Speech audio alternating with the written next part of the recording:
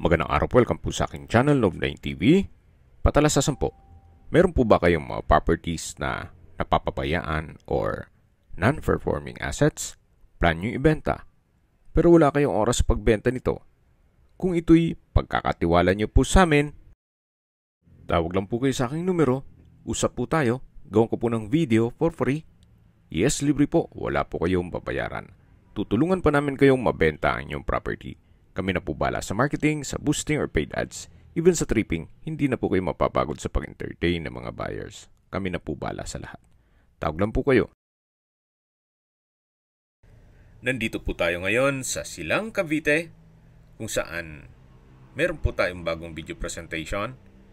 Isang residential farm property na malapit po sa Korean Temple at San Antonio de Padua Parish Church.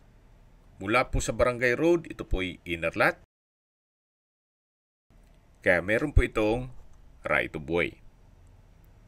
At sa panahon po na mag-tripping po tayo, malamang meron na pong concrete road. Gawa ng yan po yung mga materyales. Ito pong lupang binebenta ay may sukat na 1.2 hectares or 12,000 square meters. May access na rin po dito sa area ng tubig, kuryente at internet provider. Gawa ng marami na rin pong mga kabahayan. Nakabakod na rin po ng concrete fence ang buong 1.2 hectares. Kaya wala na rin po kayong iintindihin sa pagpabakod nitong buong property. At ang kagandahan pa po dito, binibenta po ito ni owner below zonal value. Mamaya po sa dulong parte nitong video, pag-usapan natin ang presyo nito, pati distance, location, at travel time. Yan po, tunghayin nyo po itong napagandang lupain kung saan napakatahimik po ng lugar, sariwa ang hangin, at malamig po ang klima. Ito po'y nasa mataas na lugar. Ang estimated elevation above sea level ay 1,304.8 feet. Marami po kayong pwedeng i-project dito. Pwede po itong gawa ng inyong bahay bakasyunan. Kung gusto naman maging income generating, pwede naman pong gawing resort and events place.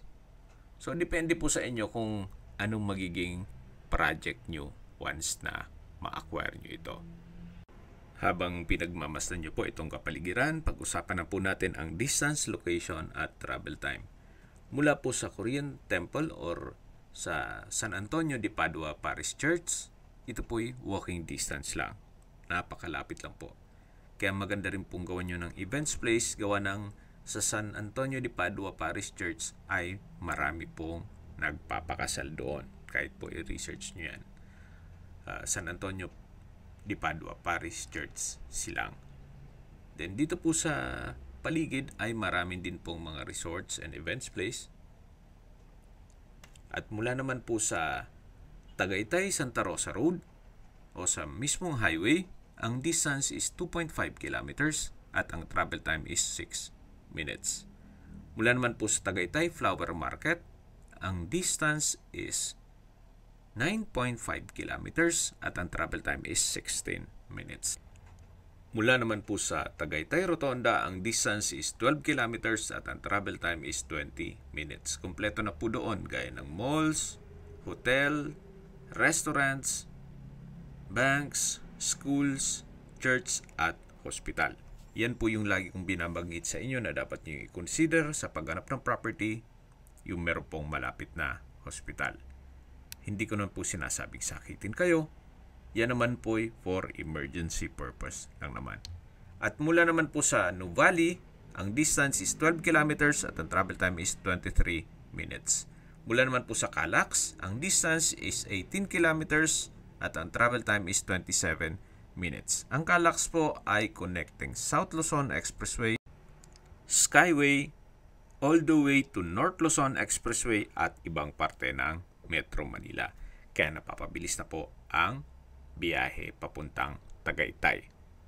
At mula naman po sa Manila o sa airport, ang distance is 50 kilometers at ang travel time is 1 hour and 31 minutes.